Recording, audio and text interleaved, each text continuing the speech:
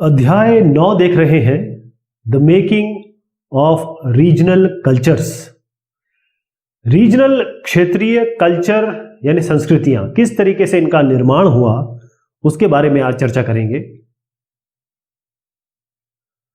पहले आपको यह जानना होगा कि हम 8वीं से लेकर 18वीं शताब्दी के बीच में बात कर रहे हैं, और जब भी हम इसके बीच में बात करते हैं तो कुछ इसमें एक समय ऐसा होता है जो हमें याद रखना है हमेशा, क्योंकि मैं जब भी किसी शताब्दी की बात करूंगा आपको बिल्कुल इस पे आ जाना है कि हम किस रेन की बात कर रहे हैं, किस शासनकाल की बात कर रहे हैं।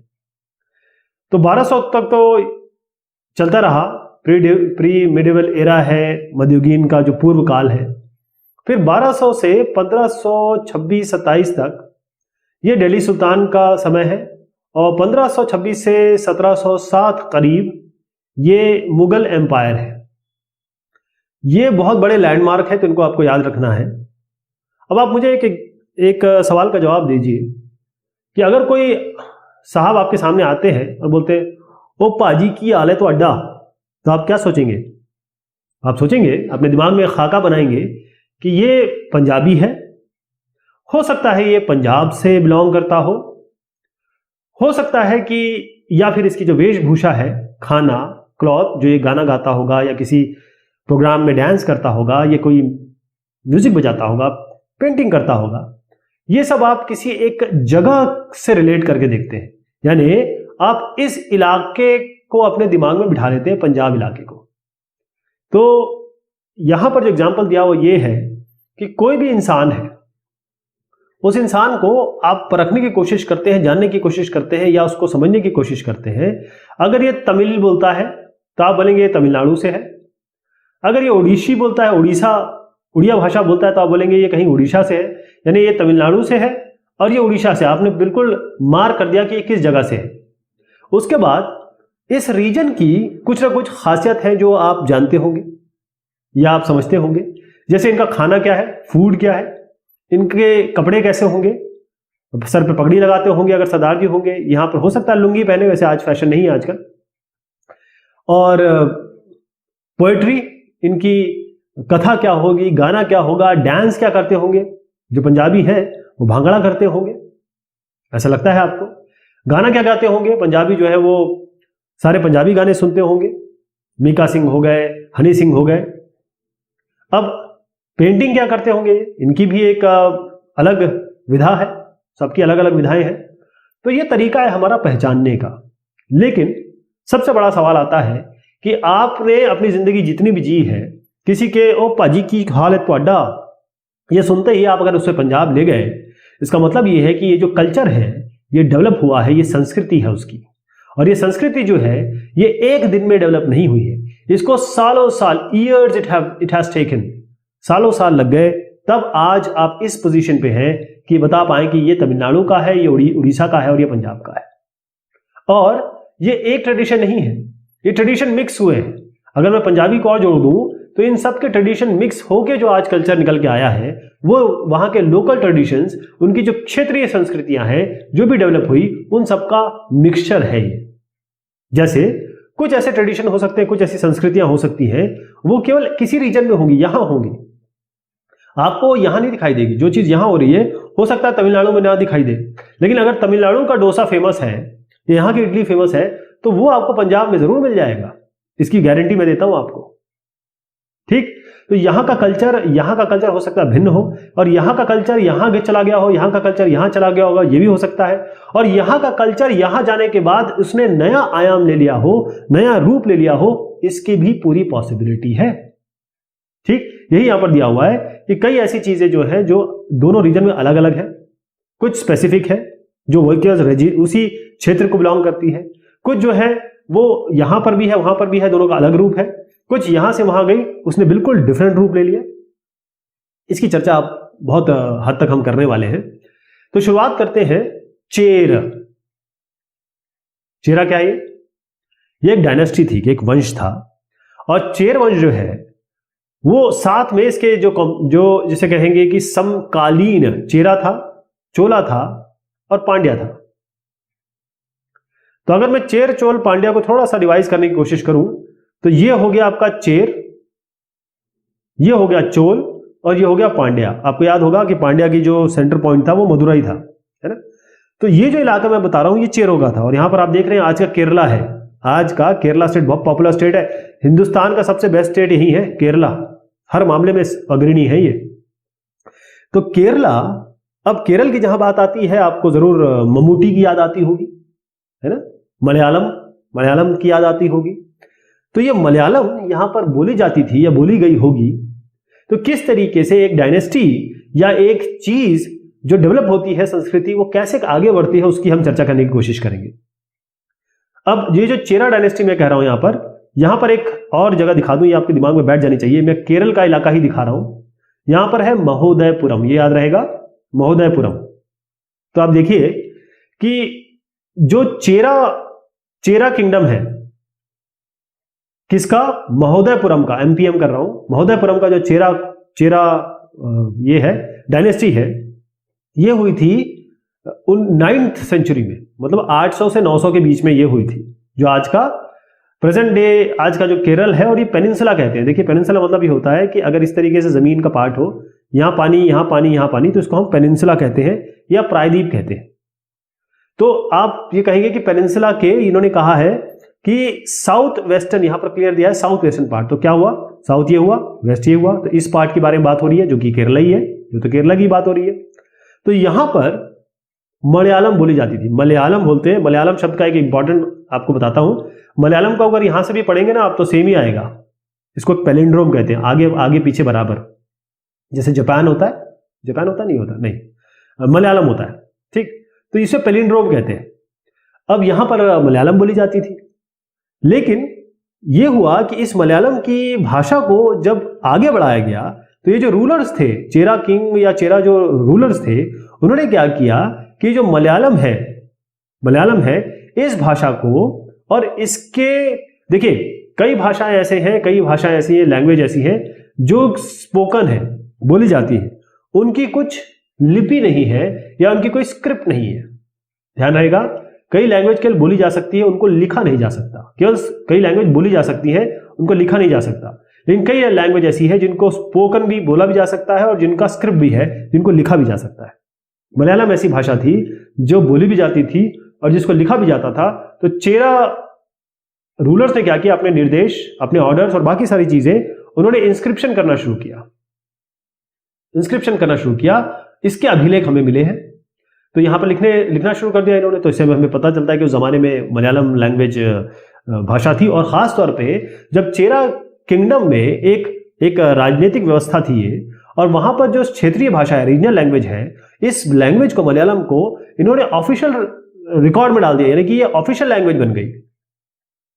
तो ये ऐसी पहली लैंग्वेज या ऐसी उन लैंग्वेजेस में है, ऐसी पहली लैंग्वेजेस में है जो ऑफिशियली चल रही थी यहां पर, क्योंकि इंस्क्रिप्शन में डाल रही है तो ऑफिशियल काम है ना।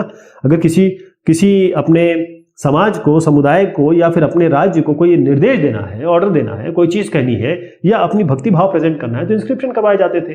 अगर वो मलयालम में कराए जा रहे हैं, इसका मतलब ये है कि मलयालम जो है ऑफिशियल भाषा हो गई। तो इस तरीके से मलयालम का उदय हुआ, इस तरीके से मलयालम आगे बढ़ी। आप यहां पर देख रहे हैं कि ये केरल का एक इंस्क्रिप्शन है, एक अभिलेख है जो मलयालम में लिखा हुआ है। लेकिन ये मलयालम और आज के मलयालम में काफी अंतर है, ध्यान रहेगा, काफी अंतर है। अब जो चेरास थे उन्होंने क्या किया, इन्होंने जो भी संस्कृत या सांस्कृतिक ट्रेडिशंस थे, कल्चर थे, उनको भी आत्मसात किया, उनको भी लिया। हमें कैसे पता चलता है ये, जो टेम्पल थिएटर थे, मतलब ऐसा टेम्पल जहां पर एक थिएटर हो, एक जगह हो जहां रंगमंच होता हो, नाच गाना होता हो, उस जगह पर अगर जो स्टोरीज दिखाई जाती थी, जो लोग स्टोरीज दिखाते थे, जो लोग कोई अभिनय करते थे, नाटक करते थे, डांस करते थे, वो कहां से ली गई थी, वो संस्कृत एपिक से ली गई थी, यानी संस्कृत के महाकाव्यों से ही ली गई थी। तो इसका मतलब कि जब संस्कृत महाकाव्यों से, और टेम्पल तो सबसे इंपॉर्टेंट होते थे, चोला, चेरा, पांड्या कहीं भी ले लीजिए आप, मंदिर से ऊपर तो कोई चीज नहीं थी। मंदिर ही सबसे मेन की पॉइंट था, चाहे सामाजिक, राजनीतिक या आर्थिक तौर पे। तो वहां पर अगर आप देखें कि कोई चीज प्रेजेंट हो रही है, इसका मतलब उसके बहुत महत्व होगा। तो ये संस्कृत महाकाव्यों का मंचन हो रहा था, अभिनय हो रहा था, परफॉर्मेंस हो रहा था, वो सारी चीजें जो है चेरा काल में हुई। और इससे हमें पता चलता है कि चेरा जो पूरा साम्राज्य है उसमें संस्कृत से बहुत सारी चीजें ग्रहण की। क्लियर? अब अगर मैं 14वीं शताब्दी में आपको ले जाऊं, 14th सेंचुरी में ले जाऊं, तो यहां पर एक ग्रामर, व्याकरण और पोएटिक्स, मतलब कुछ शास्त्र समझ लीजिए, काव्य शास्त्र समझ लीजिए, उस तरीके की एक चीज लिखी गई, एक किताब लिखी गई, एक पुस्तक लिखी गई जिसका नाम है, इसको याद रखना आपको, लीला। दो तरीके से याद करिए, लीला और तिलकम। बहुत फेमस है ये, लीला तिलकम। ओके, अब इसको लिखा गया था, ये जो लिखा गया, इसको लिखा गया था मणि प्रवालम में।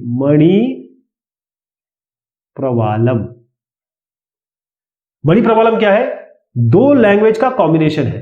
कौन कौन सा? संस्कृत और जो रीजनल लैंग्वेज थी, जो भी उसकी रीजनल लैंग्वेज, जिसको हम मलयालम कह सकते हैं। तो संस्कृत और मलयालम को मिला के जो मणि प्रवालम कहा गया, बेसिकली इसको मणि प्रवालम का मतलब, मणि मतलब होता है आपका डायमंड, या कहे कि मूंगा और डायमंड का कॉम्बिनेशन। तो मूंगा हो गया मणि प्रवालम, तो मूंगा कर दीजिए और इसको कर दीजिए डायमंड। कहने का मतलब है हीरा और मूंगा। अच्छा, हीरा आप देखें, मूंगा जो होता है वो आपको समुद्र में मिलता है, मोती। तो हीरा और मूंगा कॉम्बिनेशन, तो हीरा और मूंगा की रिलेशन इससे किससे स्थापित किया? संस्कृत और जो आपकी मलयालम है, और उस चीज को कहा गया, जो कॉम्बिनेशन है उसको मणि प्रवालम। इसी मणि प्रवालम में लिखी गई लीला तिलकम 14वीं शताब्दी में, ध्यान रहेगा। तो मलयालम की बात हम कर रहे थे, तमिल और संस्कृत का बहुत ज्यादा इन्फ्लुएंस है मलयालम में, आप देखेंगे। और इसमें जो मणि प्रवालम में, या कहीं उस लिपि में या उस व्यवस्था में लिखा गया लीला तिलकम, जो बहुत बड़ा काम है। क्लियर है? ओके, तो हमने देखा चेरा और मलयालम का कैसे कॉम्बिनेशन है, कैसे भाषा बढ़ती है। अब हम देखेंगे rulers and religious tradition, the Jagannath cult. Puri Jagannath Orissa का एक, बल्कि मैं कहूं ये एक धाम है, यहां पर लोग तीर्थ यात्रा करने जाते हैं। ये उड़ीसा में है। इस जगह को देख लीजिए, फिर आपको ध्यान रहेगा मैं किस जगह की बात कर रहा हूं। ये है उड़ीसा, ये है भुवनेश्वर। भुवनेश्वर से थोड़ा आगे जाएंगे तो यहां पर पड़ेगा पुरी। इसको पुरी नहीं बोला जाता है, उसको बोला जाता है जगन्नाथपुरी। क्या बोला जाता है? जगन्नाथपुरी, ध्यान रहेगा। ओके, इसकी हम बात क्यों कर रहे हैं? क्योंकि हमने देखा कि उस जमाने में, जिस जमाने की हम बात कर रहे हैं, वहां पर टेम्पल टाउन हुआ करते थे। मतलब ऐसे नगर जहां पर एक मंदिर है, टेम्पल है, और उसी के आसपास सारी व्यवस्था है। राजा भी यही है, रंक भी यही है, लोग भी यही है, सारी व्यवस्थाएं यही हो रही है, पूरा राजकाज यहीं से चलाया जा रहा है। तो इसके लिए अगर हम जगन्नाथ के बारे में बात करें, जगन्नाथ जो मैं जगन्नाथपुरी बोल रहा हूं, ये जगन्नाथ जो थे, जगन्नाथ नाम क्या पहले बता देता हूं। जगन्नाथ का मतलब होता है, जग मतलब होता है पूरा विश्व, लॉर्ड, विश्व के लॉर्ड, जगन्नाथ, नाथ मतलब स्वामी, पूरे विश्व के स्वामी, मतलब नाथ मतलब स्वामी मतलब लॉर्ड, और जग मतलब वर्ल्ड। तो पूरे विश्व के जो स्वामी हो गए उनको जगन्नाथ कहा जाता था, और इनको माना गया विष्णु का इनकारनेशन, विष्णु भगवान का इनकारनेशन का मतलब क्या हुआ कि भाई विष्णु भगवान उस जमाने में क्या था? विष्णु और शिव भगवान और दुर्गा माता, इन्हीं को पूजा जाता था मेनली। और जितने भी रीजनल भगवान थे, अल्टीमेटली जैसे ये जो जगन्नाथ भगवान मैं बता रहा हूं, वो लोकल डाइटी थे, वो वहां के लोकल। देखिए इसमें क्लियर लिखा है कि जो डाइटी है, मतलब जो भगवान है, गॉड है, वो लोकल गॉड थे, यानी कि इस इलाके के ही थे। जो पूरी इलाका है ये इसी के भगवान थे। लेकिन बाद में इनको मान लिया गया कि भाई किसी ना किसी इनका इनकारनेशन है, तो विष्णु भगवान का इनकारनेशन या फिर उनका प्रतिरूप मान लिया गया इनको। जैसे राम भगवान को माना जाता है, जैसे कृष्ण भगवान को माना जाता है। ओके, अब यहां पर जो लोकल ट्राइबल थे, ये जो जगन्नाथ की व्यवस्था कहां से शुरू हुई, जगन्नाथ की बात कहां से शुरू हो गई? जो यहाँ के जनजातीय लोग थे, इसको मैं कहूंगा लोकल ट्राइबल लोग। जो लोकल ट्राइबल लोग थे वो लकड़ी की, ध्यान रखिए, वुड, ये इंपॉर्टेंट है। आपने जहां भी देखा है भगवान को या मूर्ति देखी है, पत्थर की देखी है, you always seen in stone. लेकिन यहां पर पत्थर की कास्ट की मूर्ति बनाया करते थे। कौन लोग? ट्राइबल लोग। तो यहां से जगन्नाथ की बात शुरू हुई। ये लोकल भगवान थे, ट्राइबल लोग बनाते थे, इनका मतलब होता था पूरे जग के नाथ। बाद में इनको आइडेंटिफाई कर लिया गया कि भैया विष्णु के इनकारनेशन है। अब आपको मैं जगन्नाथपुरी बता रहा हूं, वो ये मंदिर है। और किसने बनाया इसको? बनाया अनंत वर्मन साहब ने। ये अनंत वर्मन साहब ने। तो मैं आपको बताता हूं, 12वीं शताब्दी की बात मैं कर रहा हूं। यहां पर एक हुई गंग डायनेस्टी, गंग डायनेस्टी। और गंग राजवंश जो हुआ, इसके बहुत ही पॉपुलर, बहुत ही स्ट्रांग एक रूलर थे जिनका नाम है राजा, इसको याद रखना आपको, अनंत वर्मन।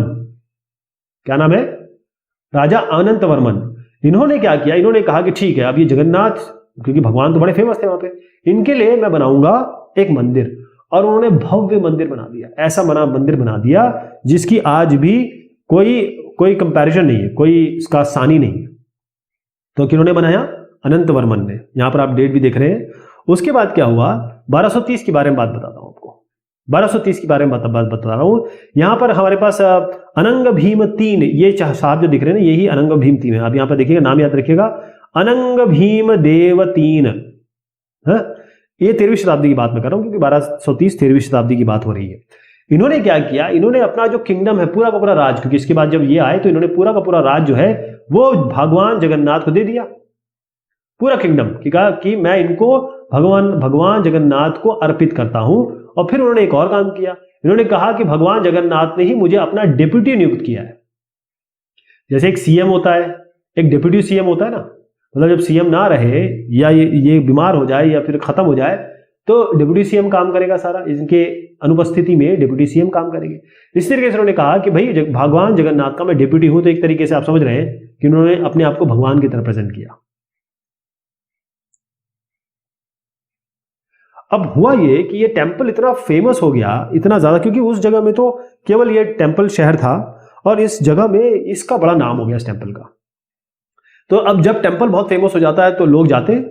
आप देखिए, अगर आप छोटी सी मजार बना दें कहीं भी या पत्थर रख दें तो लोग पूजा करने आ जाते हैं, लोग पूजा करते हैं मजार में, लोग अपना चढ़ाने लगते हैं। आपने देखा होगा, अगर आप एक पत्थर भी रख दें, कोई भी ऐसे रख दे, तो लोगों की श्रद्धा इतनी ज्यादा होती है, इमोशंस इतने ज्यादा जुड़े होते हैं, लोग आ जाते हैं उसमें। तो यहां पर इतनी बड़ी चीज बन गई थी तो लोगों ने यहां आना शुरू किया। तो बेसिकली ये पिलग्रिमेज हो गया, मतलब तीर्थाटन की जगह हो गई। तीर्थ के लिए लोग यहां पर आने लगे, खासतौर पे जो रिलीजियस लोग थे, धार्मिक तौर पे जो बड़े सशक्त लोग थे या फिर कहें कि बहुत ज्यादा उद्वेलित लोग थे, वो यहां पर आने लगे। अब यहां पर जैसे आए तो अब आएंगे तो लोग पैसा भी देंगे, यहाँ की अर्थव्यवस्था भी चमकेगी। तो इससे क्या होगा कि जो सोशल मैटर है, यानी कि सामाजिक मैटर हो गया, पॉलिटिकल मैटर यानी कि जो राजनीतिक मैटर हो गया, जितने भी मैटर्स हैं उसमें इस मंदिर की सत्ता, पावर बढ़ गए। मंदिर इसलिए बहुत स्ट्रांग हो गया। तो जो भी लोग उड़ीसा, जो भी आप उड़ीसा की बात करेंगे, आज ये उड़ीसा कहते हैं इसको, पहले ये ओडिशा था, ठीक है, नाम चेंज हो गया है। तो जो उड़ीसा है, जिन भी लोगों ने इस पे कब्जा किया या फिर कहे जिन्होंने भी इन पे राज किया, चाहे आप मुगल्स की बात कर ले, चाहे मराठास की बात कर रहे, चाहे अंग्रेजों की ईस्ट इंडिया कंपनी की बात कर रहे, सबने कोशिश की कि इस टेम्पल पे वो कंट्रोल करें, इस टेम्पल पे, इस जगन्नाथपुरी के मंदिर पे एक नियंत्रण हो इनका, ताकि जो लोकल लोग हैं, क्योंकि लोकल लोग उन्हीं को मानते थे या उन्हीं को मान लेंगे जिनका इस मंदिर पर नियंत्रण होगा पूरी तरीके से। तो सबने यही कोशिश की। ओके, पिछले मर्तबा हमने बात की थी जगन्नाथ टेम्पल की, राजपूत और ट्रेडिशंस ऑफ हीरोइज्म, यानी जो वीरता की संस्कृति है, राजपूत क्या थे और कैसे ये चीज इनके साथ रिलेट हुई। तो पहले मैं आपको बता दूं कि ये इलाका कौन सा है जिसकी हम बात कर रहे हैं। ये इलाका, ये जो पीला इलाका देख रहे हैं आप, ये है राजपूताना। अजमेर तो आपको पता ही होगा, ये गुजरात के ऊपर वाला जो इलाका देख रहे हैं, दिल्ली के लेफ्ट साइड वाला, इस इलाके की हम बात कर रहे हैं। राजपूताना यही जगह होगी। तो 19वीं शताब्दी, 19th सेंचुरी, यहां पर जो आज, जैसे अगर आप जो राजस्थान बोलते हैं आज का, तो उस जमाने में जो ब्रिटिशर्स थे वो इस इलाके को कहते थे राजपूताना। क्या कहते थे? राजपूताना। हमारे डिफेंस में, आर्मी में राजपूताना राइफल करके बकायदा एक रेजिमेंट है। इसका मतलब आप समझ सकते हैं कि इसकी क्या वैल्यू होगी। तो ये माना जाता था या माना जाता है अभी भी कि भाई इस इलाके में मोस्टली राजपूत रहते हैं। जो राजपूत कहां से शब्द आया? राजपूत मतलब बेटा, किसका? राजा का बेटा, पावरफुल का बेटा, ऐसा जो किंग जैसा हो या फिर कोई इफेक्टिव आदमी हो, तो राजपूत यहां से आया। लेकिन यह गलत है। ऐसा नहीं है कि इस पूरे इलाके में या फिर जो आज का हमारा राजस्थान है वहां पर केवल राजपूत ही राजपूत रहते हैं। वहां पर सब अलग अलग तरीके के लोग रहते हैं। बस ये है कि राजपूतों की जो कहानी है वो काफी फेमस है और जो हिस्ट्री में उनका योगदान है वो बहुत ज्यादा है, राइट। तो ये जो राजपूत है, इन्हीं ने यहाँ का जो एक अलग कल्चर है, इस इलाके का कल्चर डिफाइन किसने किया है, इसकी व्याख्या किसने की है, इसको बनाया किसने है, वो राजपूतों ने बनाया, इस इलाके की जो संस्कृति है। ओके, तो शुरुआत कहां से कैसे हुई, देखिए 8वीं शताब्दी की मैं बात करता हूं। जो आज का राजस्थान है, जो हम आज का राजस्थान कहते हैं, इसको कौन रूल करता था? इसको बहुत सारे वंश थे, जो राजपूत वंश थे, वो लोग इसको रूल करते थे, वो इस पे काबिज थे। आपको याद होगा 8 से लेकर 12 शताब्दी तक मैंने कई बताया है, कई अलग अलग तरीके से राजपूत वंश यहां पर, राजपूत डायनेस्टी यहां पर आई। तो इसमें सबसे इंपॉर्टेंट नाम है पृथ्वीराज चौहान साहब का। ये जो पृथ्वीराज चौहान है, इसमें सबसे इनकी इंपॉर्टेंट बात यह है कि चाहे इनकी बात करें या किसी भी राजपूत की बात करें, तो जब भी वॉर होगा, ये राजपूत है और ये कोई और जिससे वॉर हो रहा हो, नॉन राजपूत कह दीजिए, जब इनसे लड़ाई होगी तो राजपूत कभी भी हार के नहीं आएगा, ये अपना शीश कटा के आएगा, कभी भी अपना पीठ नहीं दिखाएगा, यानी कि रणभूमि में ये कभी भी भागेगा नहीं, कभी भी हारेगा नहीं, कभी भी डरेगा नहीं। इसीलिए राजपूताना राइफल्स है। तो ये पृथ्वीराज चौहान के बारे में बात की जाती है। ये पृथ्वीराज चौहान जो थे वो चौहान डायनेस्टी, मैंने जैसे अलग अलग बताया आपको, तो चौहान डायनेस्टी के ये, और सबसे बड़ी बात है कि ये किस गद्दी पे थे, ये बाकायदा दिल्ली की गद्दी पे बैठे। और इस जमाने में जब इनका शासनकाल था तो सुल्तान मोहम्मद गौरी, जिसके बारे में हम पहले चर्चा कर चुके हैं, उन्होंने 1191 यानी 1191 में यहां पर लड़ाई हुई पृथ्वीराज चौहान से, और पृथ्वीराज चौहान ने बाकायदा इनको मोहम्मद गौरी को हरा दिया। लेकिन अगले ही साल 1192 में पृथ्वीराज चौहान साहब मोहम्मद गौरी से हार गए। इसे कहते हैं बैटल ऑफ तराइन, वहां पर ये हार गए। और इनकी ये कहानी ये है कि जैसे मैंने कहा, चाहमान कहिए या चौहान कहिए, इन्होंने बहुत बड़ा एरिया इन्होंने कवर कर रखा था। इन पृथ्वीराज चौहान को राय पिथौरा भी कहते हैं। और ये ऐसे हिंदुस्तानी किंग हुए जो यहां पर नाम दिया है सपदलक्षा, जो बेसिकली ये चाहमान की जो टेरिटरी है, और इसमें राजस्थान, आज का अगर देखें तो हरियाणा, दिल्ली, राजस्थान, कई मध्य प्रदेश के पार्ट, उत्तर प्रदेश के पार्ट, और इनका जो कैपिटल था वो था अजमेर, इसीलिए इसको इतना बड़ा दिखाया गया है। अजमेर, ख्वाजा मोइनुद्दीन चिश्ती की दरगाह है वहां पर, अजमेर शरीफ, और इसीलिए इनका नाम इतना फेमस है। तो इसमें क्या था कि राजपूत जो थे उनकी बहुत सारी कहानियां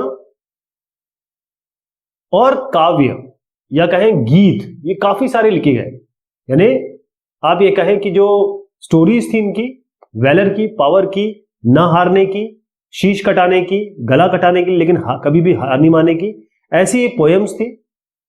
ऐसी बहुत सारी चीजें इसमें लिखी गई। और इसको कौन गाते थे?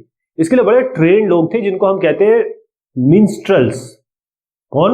मिन्स्ट्रल्स, या ये कहें कि गाने वाले, भाट गायक इनको कहते हैं, वो लोग ये गाते थे। और इनको गाने का तात्पर्य ये था कि जो भी अगला बच्चा पैदा होगा राजपूत खानदान में या राजपूत में आएगा, या फिर और भी लोग हैं जो इन स्टोरीज को, इन पोएम्स को सुनेंगे, वो इससे इंस्पायर होंगे, वो इनसे अफेक्ट होंगे, इन्फ्लुएंस होंगे और प्रभाव में आएंगे, और फिर उसके बाद वो वही करेंगे जो ये राजपूत करके गए हैं। तो जो नॉर्मल लोग थे, ऑर्डिनरी लोग भी थे, वो ये देखते थे चीजों को, और ये स्टोरियां, जो कहानियां जो चलती थी, उनको बाकायदा ड्रामा के रूप में प्रेजेंट किया जाता था। और ड्रामेटिक सिचुएशंस, अगर आप देखें आज की कहानी आप क्या देखते हैं, मैं अभी बताता हूं उसको। तो ये जो सारे ड्रामा चलते थे, इसमें बाकायदा ये दिखाया जाता था कि एक राजपूत या फिर एक इस एरिया, एक क्षेत्र में जो संस्कृति है, वो संस्कृति बहुत सारे इमोशन से भरी हुई है। इस ड्रामा से, गीत में, कहानियों में एक ही चीजें दिखाई जाती थी या परिलक्षित होती थी। एक तो हो गया लॉयल्टी, मतलब किसी पे विश्वास किया या किसी को अपना कहा तो हमेशा उसके रहेंगे। दूसरा था फ्रेंडशिप, अगर फ्रेंडशिप कर ली आपने, दोस्ती कर ली, तो कभी भी उसकी हमेशा आप रक्षा करेंगे और उसके पीठ पीछे वार नहीं करेंगे। फिर उसके बाद लव, अगर प्यार कर दिया तो प्यार में कहते हैं ना, मोहब्बत में हर चीज जायज है, मोहब्बत और जंग में हर चीज जायज है। तो ये इनके प्यार की बात यहां पर की। वेलर, वेलर मतलब होता है कि शौर्य, शौर्य यानी हमारा जो व्यक्तित्व है, पावर है, वो हमेशा रहेगा। और एंगर, एंगर मतलब होता है कि गुस्सा, गुस्सा उस तरीके का नहीं, गुस्सा इस तरीके का कि इस चीज को जीतना है, इस चीज को पाना है, या अपने क्षेत्र का की रक्षा करनी है, वो सब इसमें आती थी। अब इसमें अगर आप कई पिक्चरें देखेंगे जिसमें अभी रिसेंट अगर आप कहेंगे जिसका नाम ले सकता हूं तो पद्मावत, पद्मावती नाम था पहले उसका। तो उसमें क्या था कि जो औरतें थी, और हमेशा आपने देखा होगा कि जर, जोरू और जमीन, ये तीन कारण होते हैं किसी भी क्राइम के। मतलब पैसा, औरत, बीवी या औरत, लड़की, और जमीन यानी लैंड, प्रॉपर्टी। तो यहां पर भी ऐसे ही हुआ, यहां पर भी बहुत सारी कहानियां ऐसा है कि जो विमेन थी, जो औरतें थी, वो मेन कारण बनती थी कई सारे कॉन्फ्लिक्ट्स का, कई सारी लड़ाइयों का। तो उसमें क्या होता था कि कई आदमी जो होते हैं अपनी औरतों को प्रोटेक्ट करते थे, या कई औरतों को वो जीतना चाहते थे। बहुत खूबसूरत औरतें होती थी तो उनको जीतने की लड़ाई करते थे, या अपनी खुद की औरत है, जैसे गर्लफ्रेंड है, जैसे आज के जमाने में इस शब्दों में गर्लफ्रेंड को कहा जाए, तो उसको बचाने के लिए लोग लड़ जाते थे, मर जाते थे, कट जाते थे, जो कि कहीं भी सही नहीं है। कई ऐसे औरतें थी जो अपने आदमियों के पद चिन्ह पे चलती थी। जैसे औरत है, इनका आदमी है, इनके पद चिन्हों पे चलेगी कि भाई इसने इतना सब कुछ किया है, ये राजपूत है, तो मैं भी कभी शीश नहीं कटाऊंगी, मैं भी रण में उतर जाऊंगी, मैं भी लड़ूंगी। तो एक चीज थी कि अगर ये आदमी किसी तरीके से रण में लड़ते हुए या फिर बैटलफील्ड में लड़ते हुए मर गया, तो औरत ये करती थी कि वो आग में कूद जाती थी, जिसे कहते थे जौहर। कई पिक्चरों में हमने देखा है, वो आग में कूद जाती थी। और यही जो प्रथा है, इसको फिर आगे चल के सती प्रथा कहा गया। क्या कहा गया? सती प्रथा कहा गया। और फिर आगे चल के राजा राम मोहन राय ने इस पर बहुत काम किया, और ये सती प्रथा जो है खत्म कर दी गई, खत्म की गई। बेसिकली क्या होता था कि जैसे आदमी है, वो चिता पे लेटा हुआ है, ठीक, ये लकड़ियां इस पे लगी है, तो औरत को इसके ऊपर जिंदा बिठा देते थे ताकि वो इसी के साथ जल जाए। आप सोचिए उन औरतों का क्या हुआ होगा जो बेचारी इसमें जिंदा जली होगी, जब इनका कोई भी नुकसान, जब इनकी कोई भी इसमें इन्वॉल्वमेंट भी नहीं रही होगी। बस मतलब वैलर के नाम पे कभी कभी ये सब जो चीजें है ना, ये अच्छी तो होती है, लेकिन इतनी भी अच्छी नहीं होती कि आप बेवकूफियों में चले जाए। इसका मतलब ये है कि आपको अपनी जान से हाथ धोना पड़ेगा। बेसिकली इनका यही कहना था कि भाई या तो मरेंगे या मारेंगे, ऐसा। अब थोड़ा सा मैं आपको नृत्य की तरफ ले जाता हूं। नृत्य, कथक। वैसे मैं आपको बताऊं आगे, यहां पर मैं आपको सारे नाम बताऊंगा, लेकिन हम कथक का एग्जाम्पल ले रहे हैं केवल, क्योंकि इन सारे आठों का डिस्कशन करना बहुत लंबा हो जाएगा। तो ये जो भी मैं डिस्कशन कर रहा हूं, आप समझ के रखिएगा कि जितने भी आप डांस फॉर्म देख रहे हैं, ये इसी तरीके से आए हैं। मतलब इनके पीछे एक बहुत बड़ी हिस्ट्री है, इनके पीछे एक कल्चर है, इनके पीछे एक संस्कृति है। तो कथक है क्या? सबसे पहले समझ लीजिए कि कथक एक ऐसी जनजाति थी, ऐसा ट्राइब था, उनका नाम है ये, ऐसा ट्राइब था जो टेम्पल्स में जाता था और वहां पर कथा सुनाता था, गाने गाता था, स्टोरी दिखाता था अपने हाव भाव से। कैसे? जेस्चर से और गानों से। तो एक ऐसी ट्राइब, एक ऐसी जनजाति जो मंदिरों में जाके अपने हाव भाव से, जैसे ये हाव दिखाया, भाव दिखाया, इस हाव भाव से इन्होंने पूरी की पूरी स्टोरी दिखा दी लोगों को जो वहां बैठे हुए हैं। वो लोग कथक नाम, उस जाति का कथक नाम था। तो कथक जो बना है, वो शब्द बना है कथा से। कथा से, कथा मतलब होता है स्टोरी, इसका मतलब ये होता है स्टोरी, इसका मतलब ये होता है कि कहानी। तो ये जो कथक आया है वो यहीं से आया है। शब्द समझ गए आप कहां से आया है? तो सबसे इंपॉर्टेंट चीज यहां पर क्या हो गई? हाव भाव से, अपने शरीरों के अंग से, चेहरे से, अपने अलग अलग भाव से कहानी को दिखाना। राइट? तो जब हम 15वीं और 16वीं शताब्दी की बात करते हैं, तो जब भक्ति मूवमेंट स्टार्ट हुआ, आपको पता है भक्ति मूवमेंट में ये सब चीजें बहुत आगे बढ़ी। और भक्ति मूवमेंट में क्या करते थे? भक्ति मूवमेंट में कहते थे कि भाई मैं अपने भगवान से ऐसा प्रेम करता हूं जैसे मैं अपनी प्रियतमा से प्रेम करता हूं। जिस तरीके से मैं उससे प्रेम में पागल हो जाता हूं, वैसे भी अगर आप प्यार करेंगे तो आप पागल हो जाएंगे वाकई। तो अगर आप प्यार करते हैं अपने भगवान से, तो आप कहेंगे कि मैं प्रेमिका से प्यार करता हूं, उसी तरीके से प्यार करता हूं। तो यहां पर आप देखिए, राधा और कृष्ण ये दोनों कोई पति पत्नी तो थे नहीं, लेकिन ये प्यार करते थे। और ऐसा प्यार करते थे कि भाई जिसकी तो आज भी हम मिसाल देते हैं कि राधा कृष्ण का प्यार है इनका, तो है ना।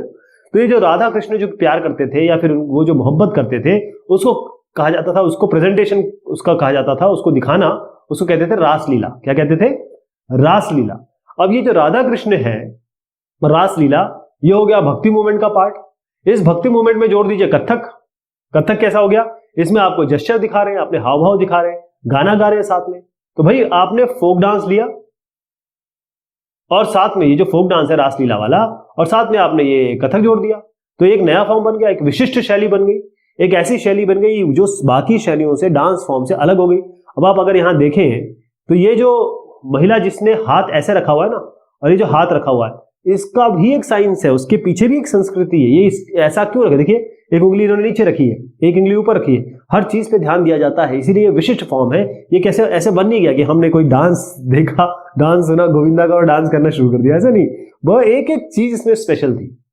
अब कथक यहां तक तो पहुंचा मतलब उरूज पे था, लेकिन ये और हाइट पे पहुंच गया, और इसका नाम इस तरीके से हो गया जब ये आया मुगल एम्परर्स के दायरे में। मुगल एम्परर्स जो थे और जो उनके साथ नोबल्स थे, नोबल्स मतलब होता है अभिजात वर्ग, बड़े बड़े जो लोग थे, इनके सामने, इनके दरबार में, यहाँ का एक कोर्ट में, जैसे मान लीजिए यहाँ पर ये साहब बैठे हुए, इनका नाम मैं बताऊंगा अभी कौन है। मान लीजिए ये मुगल एम्पायर है, मुगल राजा है, और सब लोग बैठे हैं और ये लोग नाच गाना प्रेजेंट कर रहे हैं, कथक प्रेजेंट कर रहे हैं। तो ये जो मुगल कोर्ट में जब ये सब होना शुरू हुआ, तो ये कथक ने क्या किया, कथक जो डांस चली थी, उसने मुगल एम्पायर क्या या मुगल का जो टेस्ट ले लिया बहुत सारा, और फिर ये एक बहुत ही बढ़िया फॉर्म बन गया, बहुत ही बढ़िया फॉर्म बन गया। और फिर ये दो बेसिक घरानों में गया। घराना मतलब ये होता है जैसे आपके दादाजी है, फिर आप है, फिर आपका बेटा है, फिर आपका बेटा होगा। ये गाना गाते थे, इन्होंने गाना इसको सिखाया, ये डांस करते थे, इन्होंने इसको सिखाया, ये गाना गाते थे, इसको सिखाया। तो अगर गाना गा रहे हैं तो एक घराना हो गया, डांस कर रहे थे घराना हो गया, ऐसे हो गए, घराने कहलाते हैं। तो दो तरीके के घराने बने इसमें। एक जो घराना था, इसको घराना मैं अगर अंग्रेजी में कहूं तो घराना ही लिखेंगे इसको, कहते ना मैं इस घराने का हूं, मैं उस घराने का हूं। तो दो घराने बने। एक घराना जो था वो आप थोड़ा राजस्थान की तरफ चले जाइए, तो राजस्थान कह दीजिए, या बेसिकली वैसे जयपुर में था तो जयपुर कर दीजिए इसको। एक घराना ये हो गया। दूसरा अपना जो जिसके संरक्षण में आया वो है लखनऊ। लखनऊ किस इलाके में आता है? यह है अवध के इलाके में आता है। और इस सबसे बड़ी बात है कि ये क्यों इस जगह पे फेमस हुआ, कि इस जगह पे इतना विशिष्ट शैली कैसे बन गई। यहां पर एक साहब देख रहे हैं, ये है सुल्तान ये है वाजिद अली शाह। ये जो साहब है, ये है आखिरी नवाब अवध के लास्ट नवाब है, एलन कर देता हूं। ये खुद भी माना जाता है कि ये खुद भी डांस करते थे, ये कथक डांस करते थे बकायदा। एक पिक्चर भी आई है जिसमें अमजद खान ने इनका रोल किया हुआ है। तो ये जो डांस करते थे, और डांस करते नहीं करते थे तो अलग बात है, लेकिन ये डांस का संरक्षण जरूर करते थे। तो इस कारण से ये एक बहुत मेजर आर्ट फॉर्म बन गया, बहुत अति विशिष्ट शैली बन गई, राइट। अब हुआ ये कि यहां पर एक शब्द दिया है एंट्रेंच्ड। तो ये इसमें ये बताया गया है कि इस जमाने में अगर हम तीसरे क्वार्टर, 19वीं शताब्दी के तीसरे क्वार्टर में चले जाएं, मतलब 4 क्वार्टर होते हैं ना, ये 100 साल का होता है एक सदी, तो 25-25 साल ले लीजिए। तो यहां पर ये बोल रहे हैं कि जब हम ऐसे क्वार्टर में चले जाएं जिसे कहेंगे हम कि थर्ड क्वार्टर, उसके अंत में 19वीं शताब्दी के, तो यहां पर क्या हुआ कि केवल ये जयपुर, राजस्थान और इस जगह पे महदूद नहीं रहा। ये आपके हरियाणा, ये आपका पंजाब चला गया, हरियाणा चला गया, जम्मू कश्मीर चला गया, बिहार चला गया, मध्य प्रदेश चला गया। ये सारी जगह पे कथक जो है बड़ा फेमस डांस हो गया। अब आप देखिए, मैं किस इलाके की बात कर रहा हूँ, ये राजस्थान और यहाँ था, यहाँ भी चला गया, यहाँ भी चला गया, यहाँ भी आ गया। ये बहुत जगह पे इसका फैलाव हुआ। अब सबसे बड़ी बात यह है कि इसमें बड़ा तेज चाल चलनी पड़ती है, डांस करना पड़ता है। आप देखेंगे कथक वाला आदमी घूमता रहता है, और लेडी या आदमी देखेंगे वो घूमता ही रहता है ना। तो उसके कदम ऐसे चलते हैं जैसे हिरण के चल रहे हैं, या फिर किसी बहुत तेज धावक के चल रहे हो। तो इसमें ना बड़ा एक एलिगेंट तरीके से पैरों का मूवमेंट होता है, बहुत जबरदस्त कॉस्ट्यूम होते हैं, वेशभूषा बहुत इंपॉर्टेंट होती है। देखिए आपने इतने सारे लोग जो आप डांस देख रहे हैं, इसमें हर एक के वेशभूषा से आप समझ जाएंगे कि ये कौन सा डांस है। इसके अलावा सबसे बड़ी बात है कि आपको स्टोरी बतानी होती है, स्टोरीज दिखानी होती है, अपने भाव से, अपने हाथ से, अपने एंगल से, अपने डांस से, अपने मूवमेंट से आपको कहानी दिखानी होती है। तो ये जो कहानी दिखाने का तरीका, स्टोरी दिखाने का तरीका है, और पैर का बहुत अच्छा कंट्रोल और साथ में बेहतरीन वेशभूषा, ये बनाता है आपका कथक। अच्छा, आगे की बात थोड़ी सी बताता हूं। कथक जो था ना, या कथक कहे या कोई भी ऐसा जो इंडियन कल्चर था या इंडियन संस्कृति थी, वो कोई भी ऐसी प्रैक्टिस अगर हम लोग करते थे तो ब्रिटिशर्स को बिल्कुल पसंद नहीं आता था, क्योंकि ब्रिटिशर्स या यूरोपियन यही समझते थे उस जमाने में कि भाई हम तो बहुत डेवलप हो गए, बहुत डेवलप हो गए। अब देखिए कोरोना आया तो सब बराबर हो गए कोई डेवलपमेंट का कोई मतलब नहीं, डेवलपमेंट होता है दिमाग से, अपने आचार विचार से। तो फिर ये ब्रिटिशर्स ने कहा कि भाई ये सब तो बकवास चीज है, लेकिन फिर भी कथक जो है उसने अपनी जिंदगी बना रखी और अपने कथक ने अपने आप को जीवित रखा, सर्वाइव रखा, और उसके बाद ये फिर भी परफॉर्म होने लगा।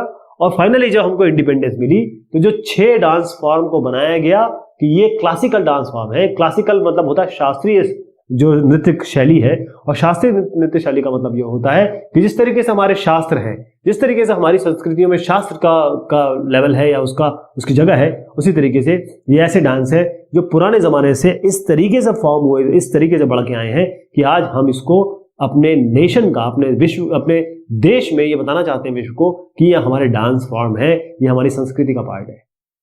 तो पहले तो ये 6 थे, ठीक है, अब 8 हो गए। ध्यान रखिएगा आपकी किताब में 6 ही दिए हुए हैं, लेकिन 8 है। अगर आप जनरल नॉलेज समझना चाहते हैं तो 8 है, किताब के हिसाब से लिखना चाहते हैं तो 6 लिख सकते हैं, लेकिन 8 है। तो जो एग्जाम में ज्यादा मार्क्स लाना चाहेगा वो 8 लिखेगा। ओके, कौन कौन से हो गए? चलिए, भरतनाट्यम, यहां पर देखिएगा भरतनाट्यम कहां का है? तमिलनाडु, TN तमिलनाडु। यहां पर आइए आप, कथकली, कथकली कहां का है?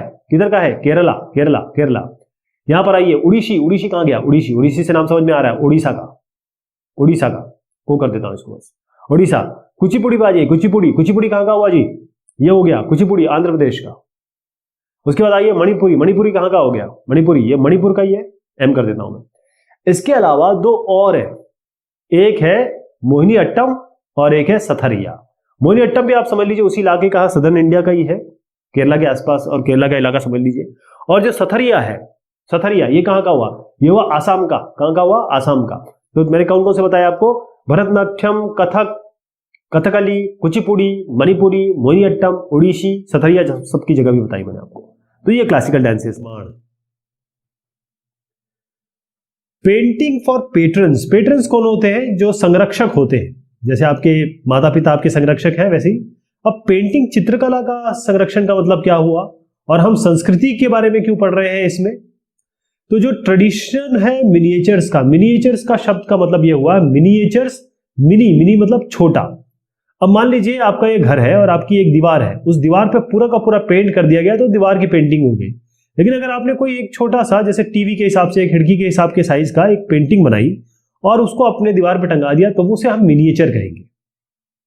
तो ये जो मिनिएचर है यानी कि छोटी पेंटिंग, इसका क्लियर यहां पर दिया हुआ है कि मिनिएचर मतलब जो होता है वो मिनी से आया है, स्मॉल पेंटिंग, ऐसी चित्रकलाएं जो स्मॉल हो, छोटी हो। आप क्या करते थे बचपन में? जब आपको पेंटिंग दी जाती थी, बच्चे थे आप, तो एक कागज आपको दिया जाता था और आप क्या करते थे? एक ब्रश लेते थे और अगर पाउडर का कलर हो या गीला कलर हो, उसको लेके यहाँ पर अपना कुछ अपना बनाते थे। खासतौर पे आप जैसे 5th 6th में आए होंगे तो यूं पहाड़ बनाते थे आप, यहाँ से चांद निकल रहा है या सूरज निकल रहा है, यहाँ एक नदी बह रही है, यहाँ एक घर होगा और ये रास्ता होगा यहाँ पे। इस तरीके की पेंटिंग अमूमन सबने बनाई है, मैंने, आपने, हर आदमी ने बनाई है। तो ये जो पेंटिंग बनाई जाती है, और जो वहां जिस पेंटिंग की हम बात कर रहे हैं अभी, जनरली किससे बनाई जाती है? ये वाटर कलर से बनाई जाती है। वाटर कलर मतलब होता है पानी, रंगों को पानी में मिला के, तो वाटर कलर से बनाई जाती है। अब ये किस किस से बनाई जाती है? ये जैसे कपड़ों भी बनाई जा सकती है, या फिर क्लॉथ पे भी बनाई जा सकती है, कपड़े पे भी, और कागज पे भी, पेपर पे भी बनाई जा सकती है। अब शुरुआत की अगर हम बात करें, और मैं आपको बहुत पहले ले जाऊं, जब बहुत बहुत पहले, जैसे जब हमने हंटर गैदरर्स की बात की थी, तो आपको याद होगा कैसे वहां पर पेंटिंग बनती थी। उनकी जो गुफाएं होती थी उसमें वो पेंटिंग बनाते थे। तो शुरुआती दौर पे जो पेंटिंग बनी है, या तो वो लीव्स पे यानी कि पत्तों पे बनाई जाती थी, या फिर लकड़ियों पे, वुड पे बनाई जाती थी। और खासतौर पे अगर हम हिंदुस्तान की बात करें और वेस्टर्न इंडिया की बात करें, देखिए नॉर्थ, साउथ, ईस्ट, वेस्ट, इस पार्ट की बात करें, तो यहां पर बहुत सारे ऐसे जो जैन टेक्स्ट थे, मतलब जैन धर्म में जो भी उनका कंटेंट लिखा था, जैन टेक्स्ट, उसकी मिनिएचर्स बनाई गई, उसकी ये मिनिएचर्स या कहे उसकी चित्रकला बनाई गई, बहुत सुंदर सुंदर। अब आए अपने मुगल एम्परर, अकबर, जहांगीर, शाहजहां। इन्होंने क्या किया? इन्होंने ऐसे पेंटर्स के जो बहुत ही बढ़िया पेंटिंग करते थे, बहुत स्किल्ड पेंटर थे, बहुत अच्छी जो चित्रकला करते थे, उनको पेट्रनाइज किया। पेट्रनाइज का मतलब ये है कि उनको बढ़ावा दिया, उनका संरक्षण किया। और शुरुआती दौर में ये जो पेंटर्स थे, जिनको मुगल एम्परर्स का संरक्षण प्राप्त था, इन पेंटर्स ने क्या किया? इन्होंने शुरुआत में क्या किया, जो पांडुलिपियां हैं, मैन्यूस्क्रिप्ट जो है उसको लिया, और जो भी आपके शुरुआती दौर पे हिस्टोरिकल तौर पे चले जाएं, हिस्ट्री में जो चीजें थी, जो पोएट्री थी, यानी कि जो तरह तरह के गीत लिखे गए थे, उन सब का जो चित्रकला बनाई, उनको चित्रित किया, उनको उकेरा। अब यहां पर क्या है, खास तौर पर अगर देखा जाए तो इन्होंने चटक रंग का प्रयोग किया। चटक रंग मतलब ये होता है कि बहुत ब्रिलियंट कलर, जो जैसे रेड हो गया या येलो हो गया, इस तरीके के कलर का बहुत इन्होंने उपयोग किया।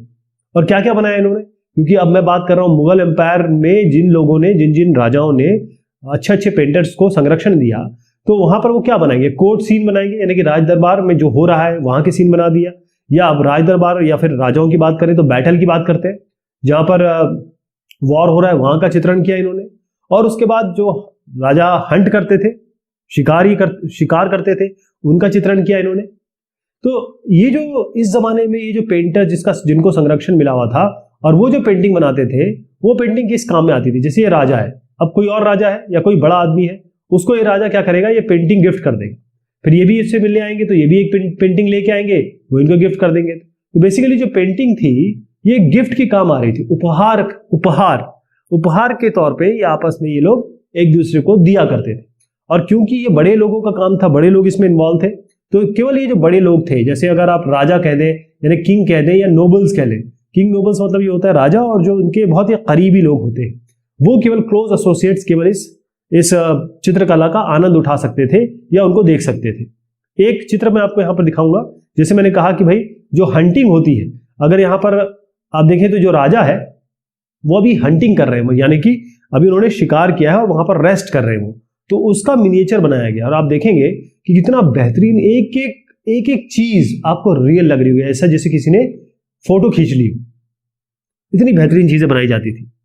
अब हुआ क्या कि धीरे धीरे मुगल एम्पायर का जब पतन होना शुरू किया, अब मुगल एम्पायर का जैसे यहां पर है, जैसे दिल्ली और आगरा, ये मेन जगह है हमारे, यही जगह मेन इनकी राजधानियां भी रही।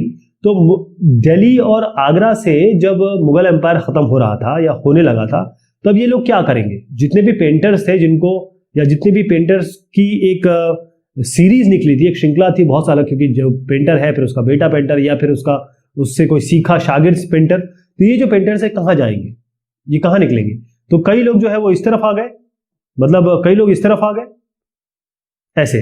तो क्या हुआ कि जब ये मुगल जो लोगों का खात्मा जब हो रहा था, तो जितने भी रीजनल स्टेट थे, ऐसे कई स्टेट्स थे, ऐसे कई राजपाट थे जिनका उदय हो रहा था, तो ये लोग जो थे, खास तौर पे अगर देखें राजस्थान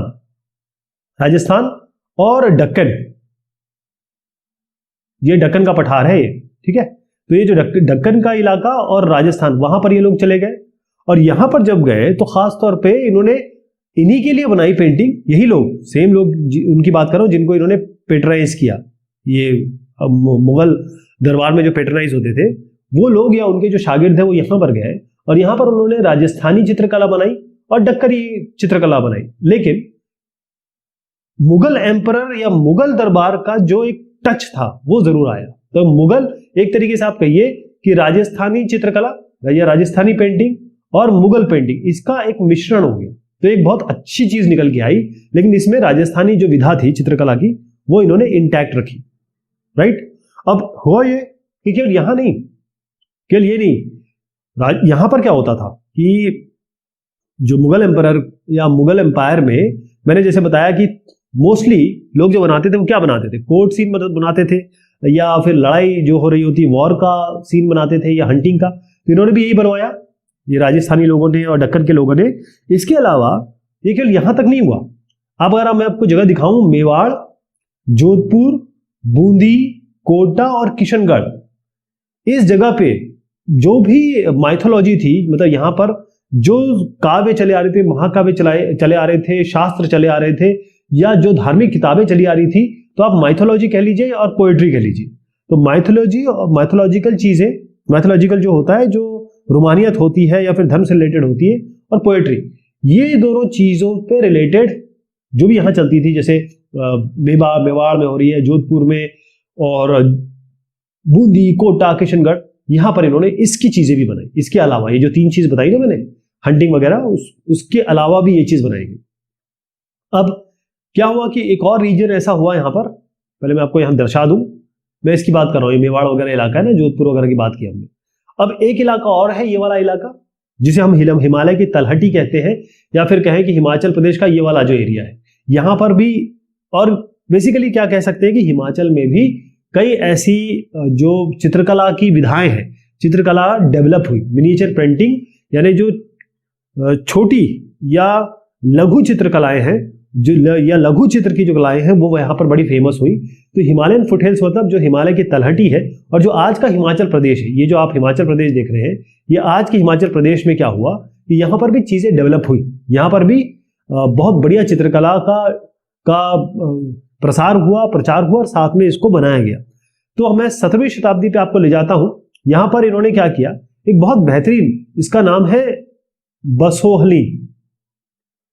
बसोहली नामक एक चित्रकला की विधा है या शैली है, इसका इन्होंने इसको तैयार किया या इसका डेवलपमेंट हुआ।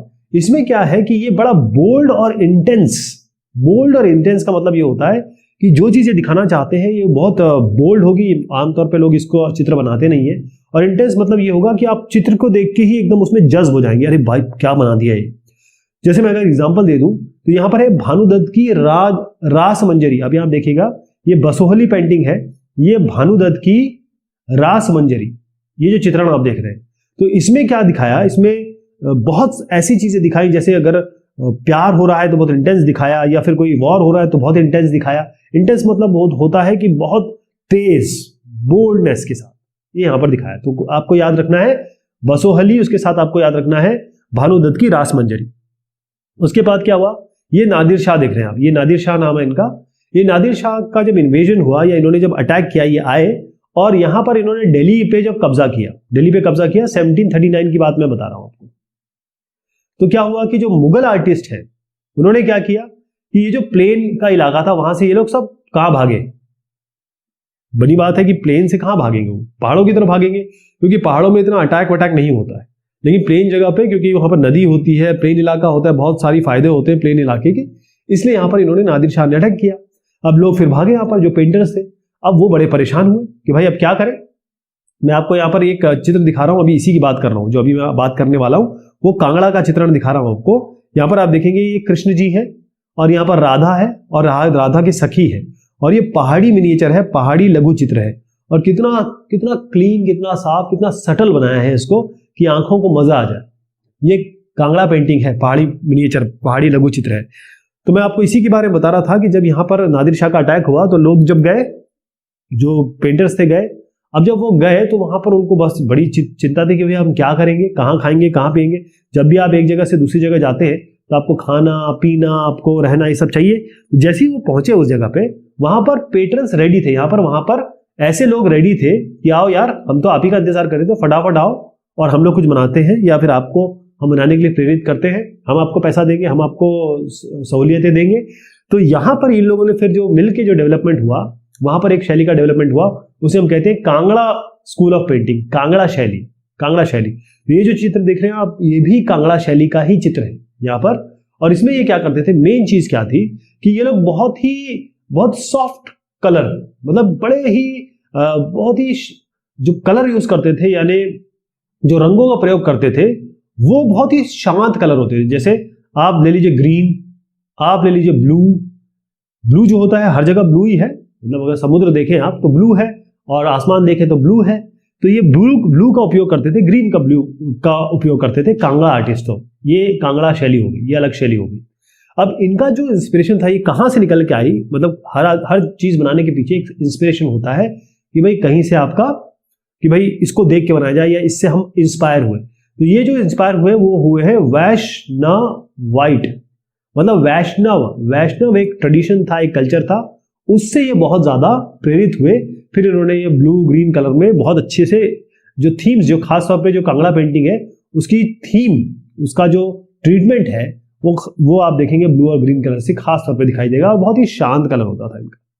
ओके, अब आप ये कहेंगे कि भाई ये जो पेंटिंग हमें मिल रही है, ये सब जो आप दिखा रहे हैं ये तो है, लेकिन क्या बाकी लोग पेंटिंग नहीं करते थे?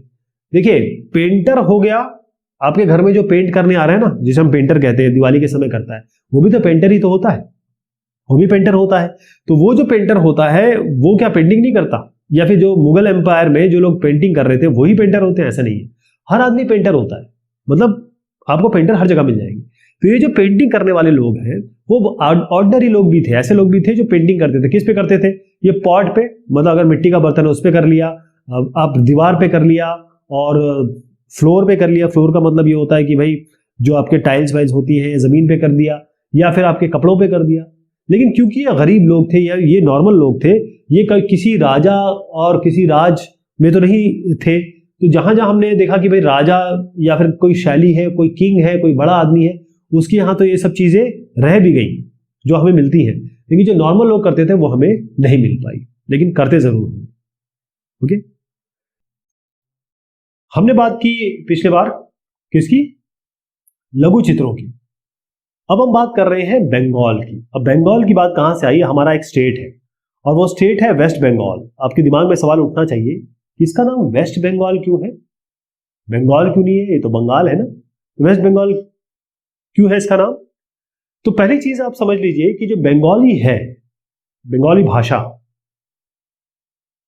ये बंगाली भाषा जिसे आज समझा जाता है, और ये सही बात भी है कि ये संस्कृत से आई है। कई लोगों के कान खड़े हो जाएंगे, संस्कृत से कैसे आ सकती है बंगाली? लेकिन ये सत्य है कि बंगाली संस्कृत से ही आती है, बल्कि संस्कृत एक ऐसी भाषा है जिसने कई सारी भाषाओं को जन्म दिया है। जैसे हिंदी कहां से आई? संस्कृत से तो आई है। तो संस्कृत जो है बहुत बड़ी जननी है, और आपको जान के बड़ा आश्चर्य होगा कि बंगाल में जिस जमाने की हम बात कर रहे हैं, हम 8वीं से 18वीं शताब्दी की बात करते हैं इस पूरे डिस्कशन में, इस जगह पे बंगाली बोली ही नहीं जाती थी। जहां आप कह रहे बंगाली बोली जा रही है, वहां कभी कभी संस्कृत बोली ही नहीं गई। ठीक, तो people of Bengal were not speaking Sanskrit language. तो जब लोग यहाँ संस्कृत बोल ही नहीं रहे, फिर ये संस्कृत से बंगाली निकल के आई, फिर कैसे हुआ ये? क्या मतलब इसमें परिवर्तन कैसे हुए, चेंजेस कैसे हुए? तो यही संस्कृति डेवलप हुई ना। बंगाल एक संस्कृति है। हर एक बंगाल का आदमी आप देखेंगे तो या तो वो कलाकार होता है, या वो गायक होता है, किसी ना किसी तरीके से वो आर्टिस्ट होता है। कोई भी बंगाली आदमी को आप ले लीजिए। तो अगर मैं आपको ले जाऊं करीबन 3री और 4थी शताब्दी में, तो यहां पर क्या हुआ कि ये जो बंगाल है और मगध, अब इलाका देखिए, बहुत आपको समझ में आ जाएगा कि हो क्या रहा है। ये बंगाल है, और बिहार का जो साउथ पार्ट है ये वाला, वो ये पार्ट है मगध। तो मगध और ये बंगाल पूरा था। अब ये बाद में बांग्लादेश वगैरह बना है। तो ये पूरा इलाका समझ लीजिए आप, क्योंकि मैं इसमें वेस्ट और ईस्ट करने वाला हूँ अभी। अगर ये बंगाल है तो नॉर्थ साउथ ईस्ट वेस्ट, तो जब भी मैं आपको वेस्ट पार्ट कहूंगा तो वो ये वाला होगा, मतलब नॉर्थ साउथ ईस्ट वेस्ट, मतलब ये पूर्वी उत्तर दक्षिण पूर्व पश्चिम, तो पूरा भाग ये हो गया। जब भी मैं ढाका इलाके की बात करूंगा तो पूरा हो जाएगा। और जब हम इस इलाके की बात करेंगे, जब हम बिहार के करीब की बात करेंगे, मगध के बारे में बात करेंगे, तो ये आपका वेस्ट बंगाल हो जाएगा, यानी कि पश्चिम बंगाल। ओके, तो हुआ ये कि ये जो बिहार है, इसका मगध इलाका और बंगाल के बीच में ट्रेड शुरू हुआ, वाणिज्यिक रिलेशनशिप हुई। इसका मतलब क्या हुआ? यहाँ के लोग यहाँ गए, यहाँ के लोग यहाँ आए, चीजें गई, चीजें आई, खरीद फरोख्त शुरू हुई। अब आपको पता है कि जो साउथ बिहार है, दक्षिण बिहार है, मगध, इस इलाके में क्या फेमस?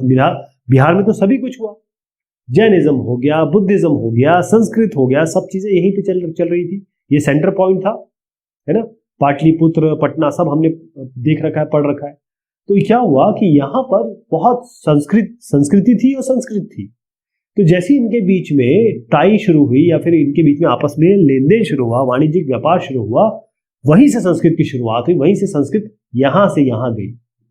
ओके, हुआ ये कि ऐसे संस्कृत नहीं गई, लोग लेके गए। कैसे? 4वीं शताब्दी की बात आपको करता हूं। यहां पर थे गुप्ता रूलर्स। आपको गुप्ता रूलर्स के बारे में हम काफी डिस्कशन कर चुके हैं। यहां पर इन्होंने इस एरिया पे, ये वाला कौन सा एरिया हो गया? नॉर्थ बंगाल। ये वाला जो एरिया है नॉर्थ बंगाल, ठीक है। इस इलाके पे इन्होंने किया कब्जा, या फिर कहे कि इन्होंने अपना नियंत्रण ले लिया। और फिर जब ये जो जगह थी, यहां पर इन्होंने क्या किया, ये जो गुप्ता वंशज थे, इन्होंने क्या किया, ये गुप्ता रूलर थे, इन्होंने यहां से ब्राह्मणों को यहां बिठाना शुरू किया, या इनको सेटल कराना शुरू किया। तो ये हो गया मगध का इलाका, और ये हो गया बिहार का, ये अपने बंगाल का इलाका, और नदन बंगाल कह रहा हूं मैं, यानी कि नॉर्थ, उत्तरी जो बंगाल का इलाका है, यहां से इन्होंने ब्राह्मणों को भेजना शुरू किया कि भैया आप यहां सेटल हो जाओ। अब आप जानते हैं ब्राह्मण मतलब क्या होता है? ब्राह्मण मतलब होता है संस्कृत, ब्राह्मण मतलब होता है शास्त्र, ब्राह्मण का मतलब होता है कि वेद, ब्राह्मण का मतलब होता है कि जो सारे कर्मकांड कर सके, रिचुअल कर सके। ठीक, तो संस्कृत आ गई यहां पर, क्लियर है? तो ये सब चीजें जब हुई तो एक साहब गए यहाँ पर, शुआन जैंग, आपको मैंने बताया था, इनका चेहरा भी दिखाया था। ये जो शुआन जैंग है, इन्होंने कहा, बताया, इस जमाने में ही थे, यहाँ पर थे, बिहार में बहुत सारे बाहर के यात्री आ रहे हैं, खासतौर पे चाइनीज, क्योंकि बुद्धिज्म के प्रति बहुत आकर्षित थे। तो युआन जैंग जब यहाँ पर आए, इन्होंने देखा और बताया कि ये जो बंगाल है, जिस जगह वहां गए, वहां तो संस्कृत और संस्कृत से रिलेटेड भाषाएं बोली जा रही है। इन्होंने खुद बताया कि संस्कृत और संस्कृत से रिलेटेड भाषाएं बोली जा रही है, जिसका मतलब प्रूफ है हमारे पास, इन्होंने बाकायदा लिखा है। उसके बाद क्या हुआ कि 8वीं शताब्दी की बात कर रहा हूं मैं आपसे। बंगाल क्या हुआ कि यहां पर पाल वंश था। पाल वंश, ये जो बंगाल है, ये किसके अंडर में था? 8वीं शताब्दी में पाल वंश, पाल डायनेस्टी के अंडर में था। और फिर उसके बाद क्या हुआ, जब 14th और 16th, 14वीं और 16वीं शताब्दी की बात कर रहा हूं, ये जो बंगाल है, इसके ऊपर कौन आया? सुल्तान्स। लेकिन ये सुल्तान जो है, ये दिल्ली सुल्तान नहीं थे, ठीक है, दिल्ली सुल्तान नहीं थे, ये सुल्तान यहाँ के लोकल थे।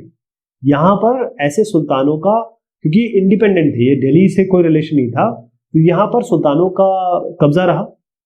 फिर आ गए अपने अकबर साहब। अकबर कहाँ के? मुगल एम्पायर। तो 1586 की बात बताता हूँ आपको। इसमें क्या हुआ कि जो मुगल के बहुत बड़े एम्पायर रहे अकबर, इन्होंने बंगाल पे कब्जा कर लिया, इस पूरे इलाके पे कब्जा कर लिया। इन्होंने बंगाल पे कब्जा कर लिया, मतलब बंगाल को अपने अधीन ले लिया। फिर इन्होंने क्या किया कि इस पूरे बंगाल को अधीन कर लिया। अब ये क्या करते थे, जो भी एरिया अधीन कर लेते थे उसको बना देते थे सूबा, वो सूबा बन जाता था।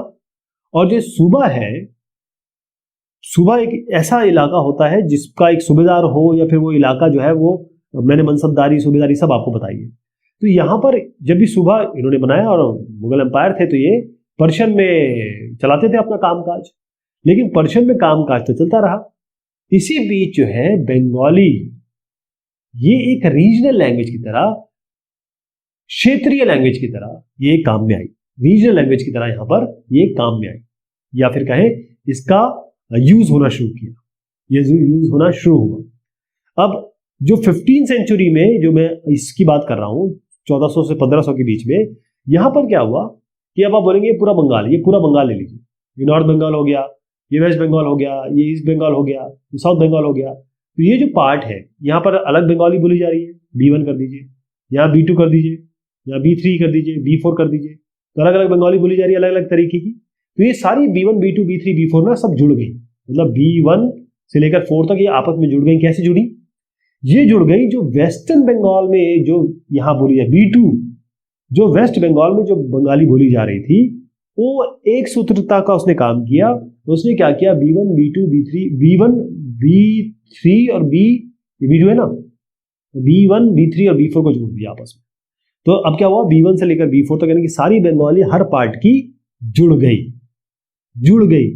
और यहां पर कौन सी बंगाली बोली जा रही थी, अब आपको समझना होगा। पश्चिम बंगाल कहाँ है? बिहार के करीब। यहां पर कौन बैठ गए थे? आपके ब्राह्मण्स बैठ गए थे, ब्राह्मण थे। तो यहाँ की जो थी वो संस्कृत से निकली थी, संस्कृत का इसका उद्गम हुआ, संस्कृत से ही इसका उद्गम हुआ। तो अल्टीमेटली हम कह सकते हैं ये जो बंगाली है, बंगाल की बंगाली कहां से आई? ये आई संस्कृत से। क्लियर हो गया? यहां तक क्लियर हो गया? ओके। अब आप कहेंगे यार बंगाली में संस्कृत कहां दिखती है? तो बंगाली जो है वो केवल संस्कृत से ही नहीं अफेक्टेड है या इन्फ्लुएंस्ड है। बंगाली जो है कई चीजों का मिश्रण है, कई भाषाओं का, कई डायलेक्ट्स का मिश्रण है। तो इसमें आप देखिए ट्राइबल लैंग्वेज ले लीजिए, जो जनजातीय लोग बोलते थे वहां पे, पर्शियन क्योंकि वहां पर मुगल एम्पायर रहा, साथ में यूरोपियन लैंग्वेज हो गई, जो यूरोपियन लैंग्वेज वहां बोली जा रही है। और ये सारी मिला के आज की जो बंगाली है वो इस तरीके से बनती है, ये सबको मिला के, क्योंकि इसका एक समय रहा ना, आप कहाँ 4 से लेकर 15 शताब्दी तक आ गए। इतने लंबे समय में जितने भी परिवर्तन हुए, भाषा में परिवर्तन हुआ, तो आज की बंगाली उस तरीके की। तो अगर हम बंगाली लिटरेचर की बात करें कि बंगाल का जो लिटरेचर है, साहित्य है, वो जो साहित्य लिखा गया या बनाया गया, इसको हम दो कैटेगरी में डिवाइड कर सकते हैं। एक जो है वो तो संस्कृत वाला हो गया, यानी संस्कृत, और एक जो है दूसरा है वो संस्कृत से रिलेटेड नहीं है, वो संस्कृत से रिलेटेड नहीं। पहला तो संस्कृत से है। पहले वाले में क्या था, इसमें क्या हुआ कि जितने भी संस्कृत के एपिक्स थे, यानी जितने बड़े बड़े महाकाव्य थे, जितने भी महाकाव्य था, जिसे हम कह सकते हैं कि मंगल काव्य, मंगल मतलब क्या होता है, सब चीजें जो अच्छी हो। मंगलम भगवान विष्णु मंगलम गरुड़ध्वज, तो मंगल मतलब सब कुछ अच्छा हो। तो मंगल काव्य थे जिसमें ऑस्पिशियस पोयम, यानी कि जो मंगल पोयम है जो अच्छा करती है, ऐसी पोयम्स।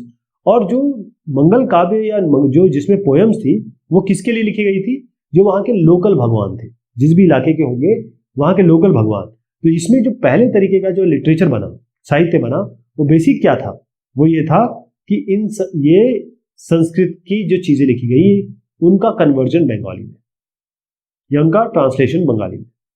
जैसे एग्जांपल दूं आपको भक्ति मूवमेंट याद है, उसमें एक साहब रहे, ये भी आप देख रहे हैं, श्री चैतन्य महाप्रभु, ये देख रहे हैं आप, ये जो चेहरा है ये है श्री चैतन्य देव है इनका नाम, राइट। तो इनकी जो बायोग्राफी थी, ये बेसिकली वैष्णव भक्ति मूवमेंट के बहुत बड़ा नाम है। वैष्णव, विष्णु से रिलेट कर लीजिए आप, वैष्णव भक्ति मूवमेंट के बहुत बड़े इंसान है, ये बहुत बड़े आदमी थे। इनकी जो बायोग्राफी थी, यानी कि इनकी जो जीवनी थी, उसको वो संस्कृत में थी, उसको बंगाली में किया गया। जितने भी महाकाव्य लिखे जा रहे थे, मंगल काव्य लिखे जा रहे थे, उनको बंगाली में कन्वर्ट किया। तो जो संस्कृत में चीज थी उसको कन्वर्ट किया गया या ट्रांसलेट किया गया। तो बेसिकली ट्रांसलेशन हुआ, यहाँ पर देख रहे हैं, संस्कृत की चीजों का। तो इसलिए पहला बंगाली लिटरेचर तो ये हो गया जो संस्कृत की चीजों का ट्रांसलेशन करके आया। दूसरा जो साहित्य है वो बहुत इंपॉर्टेंट एग्जांपल देता हूं आपको, नाथ लिटरेचर। आपको याद है नाथ कौन है? मैंने आपको योगी बताया था, नाथ बताया था, ऐसे योगाचारी बताया था। तो ये जो नाथ लोग थे, अगर आपको याद हो या अभी आप समझते हो कि हमारे जो यूपी के सीएम है वो नाथ, उनका नाम है योगी आदित्यनाथ, वो नाथ पंथ से ही आते हैं। तो जो नाथ लिटरेचर है, दूसरा जो नाथ लिटरेचर, जैसे एग्जांपल ले लीजिए जो मैनामती है और गोपीचंद्र, इनकी स्टोरी। और जैसे ये धर्म ठाकुर, ये जो साहब है ये धर्म ठाकुर है, देख लीजिए इनको, ये धर्म ठाकुर, ओके।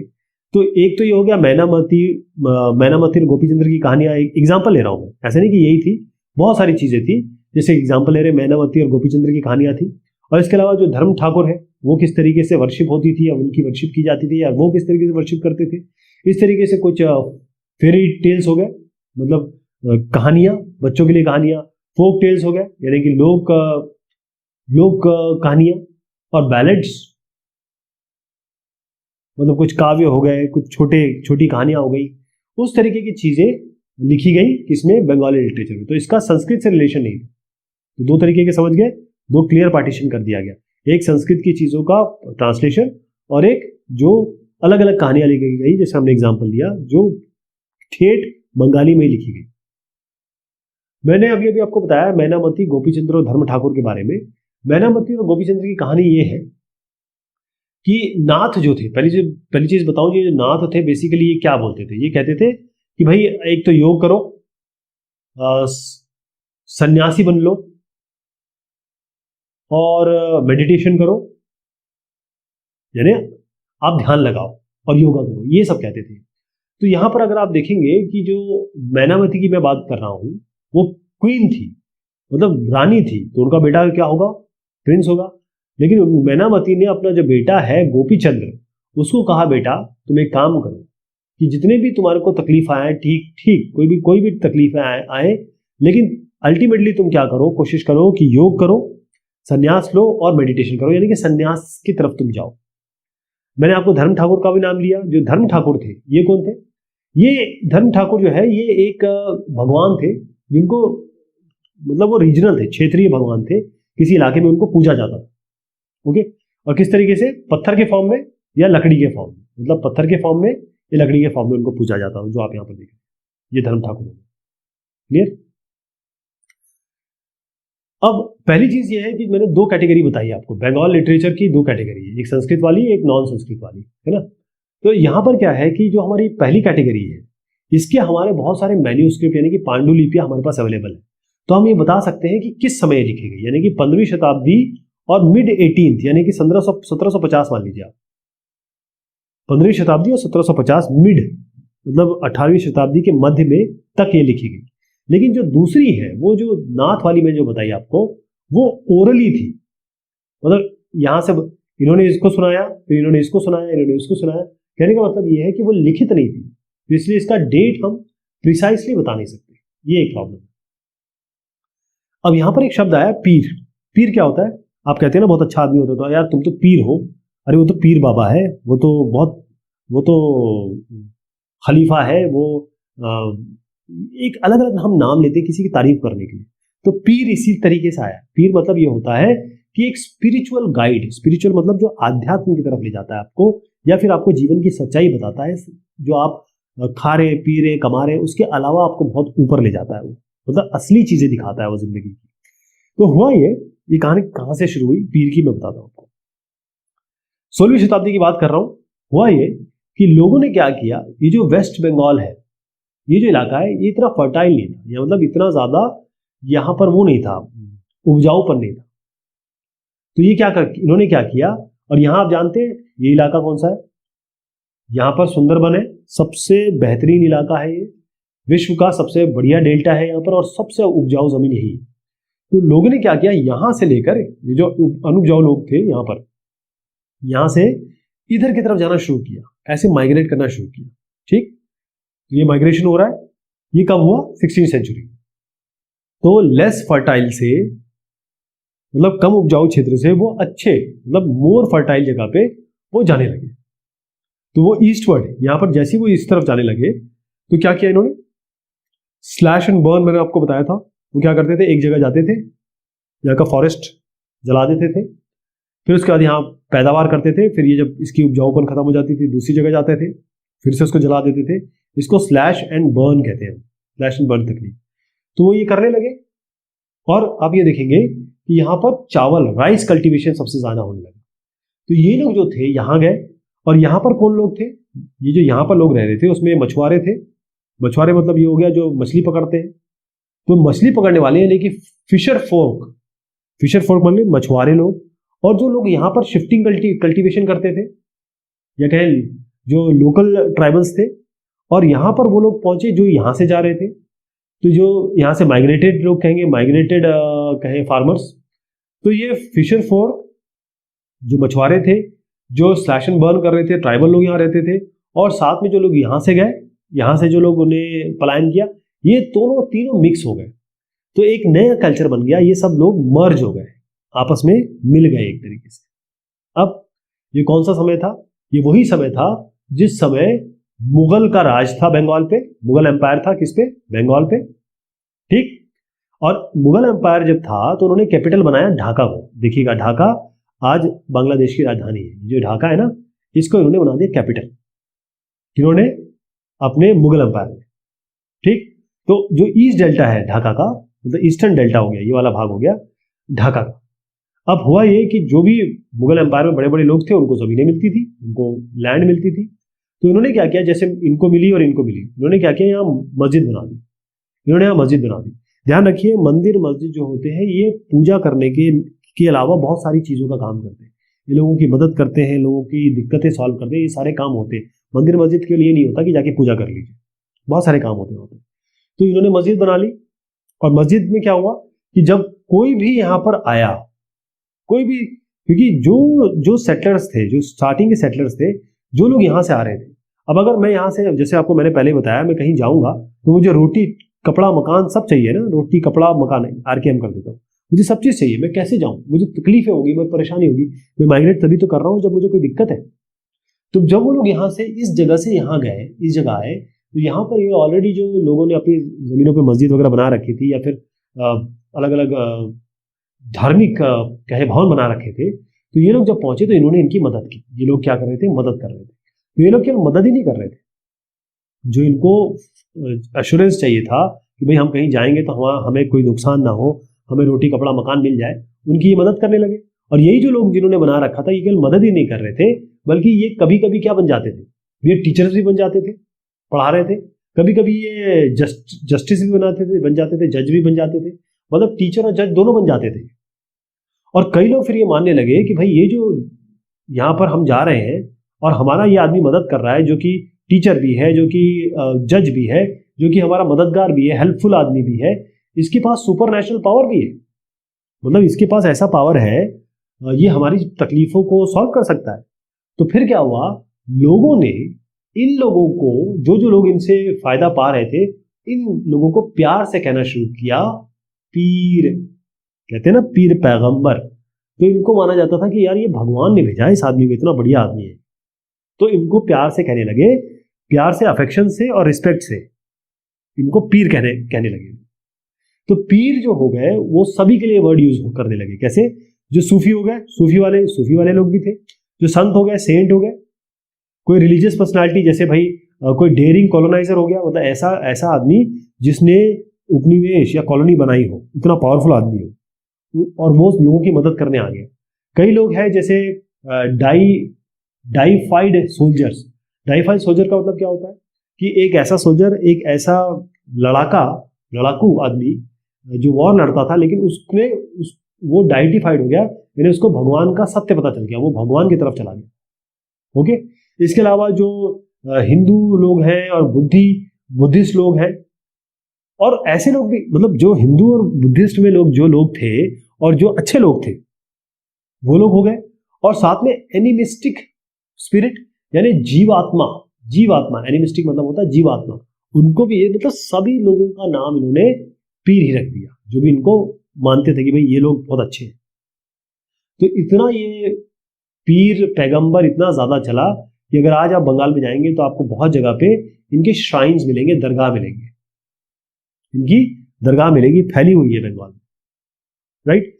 तो जो बंगाल में मंदिर बनना शुरू हुआ, टेम्पल बिल्डिंग, ये शुरू हुआ आपका समझ लीजिए लेट 15th सेंचुरी, 15वीं शताब्दी के अंत में समझ लीजिए। लेकिन 19th सेंचुरी में यह खत्म भी हो गया। 15 को शुरू हुआ, 19th को यह खत्म भी होना शुरू हो गया, राइट। तो जो टेम्पल है या फिर जो रिलीजियस स्ट्रक्चर है, ये कौन बनाता था? अगर कोई भी टेम्पल बनाना है, कोई भी मंदिर बनाना है, कौन बनाएगा? एक पावरफुल आदमी बनाएगा जिसके पास पैसा होगा, और ये इस टेम्पल को बना के ये भी दिखाएगा कि भाई मेरे पास पैसा है और मेरी भक्ति भाव भी है, मेरे पास भक्ति भाव भी है। इनके लिए पावर एक दिखाते थे, प्रोक्लेम देयर पाइटी, यानी कि मेरा जो भक्ति भाव है वो भी मुझे दिखाना है। लेकिन ऐसी भी कई जगह थी, जैसे आप देखिए बहुत सारे ऐसे जो मंदिर बनाए गए या फिर ऐसे भवन बनाए गए जो बहुत ब्रिक से बनाए गए, मतलब ईंटों से बनाए गए या मिट्टी से बनाए गए, टेराकोटा, ये भी बनाए गए। लेकिन ये किसने बनाए? ये बेचारे ये गरीबों ने बनाए। मतलब जो आप यहाँ इनमें कहा गया लो सोशल ग्रुप, यानी जो निम्न वर्ग को आते थे, उन लोगों ने बनाए गए। जैसे कोलू हो गए, जो कौन थे? तेली लोग, तेल निकालने वाले। इसके अलावा कंसारी लोग, ये कंसारी लोग क्या हो गए? जो मंदिर का जैसे घंटा होता है ना, वो बनाने वाले लोग। ये लोग बहुत गरीब थे, तो इस तरीके से केवल ये मिट्टी से और ईंटों से बना देते थे। लेकिन यहाँ पर आया यूरोपियन ट्रेडिंग कंपनीज आ गई यहाँ पर। तो क्या हुआ, ये जो कोलू है, कंसारी है, इनका थोड़ा सा लेवल बढ़ गया। जब इनका लेवल बढ़ गया तो भैया इनके पास पावर आ गई, पैसा आ गया। तो इन्होंने क्या किया, अपना ये चीज प्रेजेंट की, भाई हम ये बना सकते हैं, हम बनाएंगे। तो फिर क्या हुआ कि इन्होंने, आप देखेंगे कि इन्होंने अपना स्टेटस दिखाने के लिए कि हम बना सकते हैं, इन्होंने और अच्छे मंदिर बनाए। और फाइनली क्या हुआ कि जब इन्होंने ये बनाना शुरू किया तो ब्राह्मणों ने भी इसको मान लिया।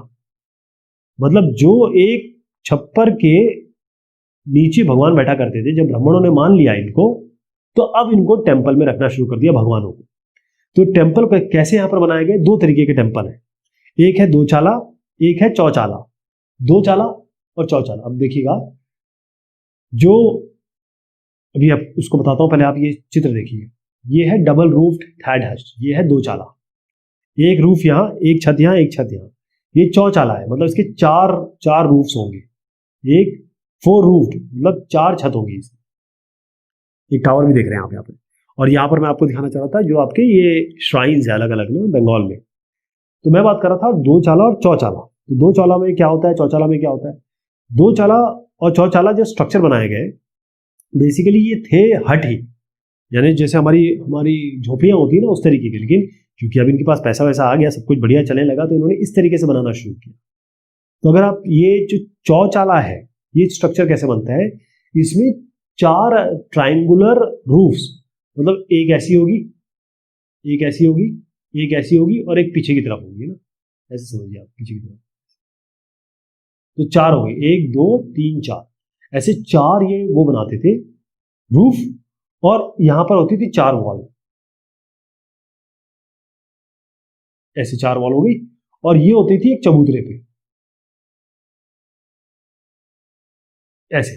तो आप देखिए ये चबूतरा दिख रहा है आपको, यहाँ पर चौचाला 1 2 3 और इसके पीछे एक और है, ये चौचाला हो गया। इस तरीके से बनाया जाता था। अब ये जो चौचाला था इसमें जो अंदर का भाग होता था, ये आप देखेंगे, ये अंदर का भाग मतलब इंटीरियर जो था इसका, ये इतना ज्यादा ये लोग डेकोरेट नहीं करते थे, डेकोरेशन नहीं था ज्यादा। लेकिन जो एक्सटीरियर था उसमें जबरदस्त डेकोरेशन होता था।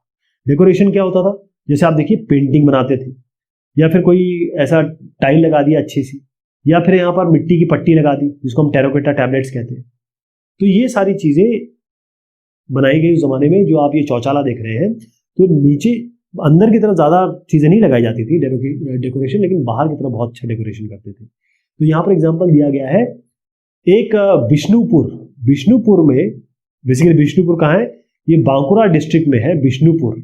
ये वेस्ट बंगाल की बात कर रहा हूँ, Bankura district, West Bengal state में बांकुरा डिस्ट्रिक्ट है। बांकुरा डिस्ट्रिक्ट में एक जगह है बिष्णुपुर, वहां पर इस तरीके की आप जाके दो चाला और चौचाला देख सकते हैं। एक और यहाँ पर एक नई चीज आई, फिश एज फूड। आप जानते हैं कि आप जहां भी रहेंगे वहां पर आसपास जो मिलता है उस हिसाब से आपके खाने की जो हैबिट्स है वो तय होती है ना, लोकल आइटम जो मिलेंगे। अब बंगाल जो है ये एक रिवराइन प्लेन है, मतलब नदी भी है समुद्र भी है। देखिएगा ये यहाँ पर नदी भी है, मतलब यहाँ ब्रह्मपुत्र यहाँ से आती है, गंगा यहाँ से आ रही है, और ये आपका समुद्र भी है। तो इसका मतलब मछली की भरमार है। तो मेन काम यहाँ पर था फिश, फिश पकड़ते थे लोग, फिश खाते थे। तो फिश, और ये कोई मैंने बताया था आपको राइस कल्टीवेशन होता है यहाँ पर। तो चावल और भात जिसे कहते हैं माछेर भात, ये यहाँ का फेमस था। फिशिंग सबसे इंपॉर्टेंट यहाँ का ऑक्यूपेशन था, मतलब सबसे ज्यादा काम यही होता था। अब हम इसको कैसे जानते हैं कि बहुत जगह इसका रेफरेंस भी है।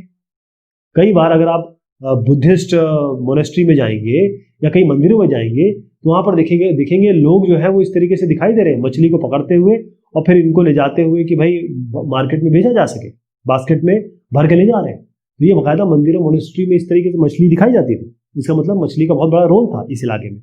और किसी भी इलाके में चले जाइए, यहाँ मछली खाते हैं, यहाँ मछली खाते हैं, यहाँ मछली खाते हैं। हर एक जगह जहाँ पर पानी की बहुतायत है वहाँ मछली मिलती है, वहाँ मछली खाते हैं लोग। तो ब्राह्मण जो थे, जो ब्राह्मण है, इनके लिए तो नॉनवेज बिल्कुल भी अलाउड नहीं है। आप देखेंगे ब्राह्मण्स के लिए बिल्कुल ना, अंडा भी नहीं खा सकते वो तो।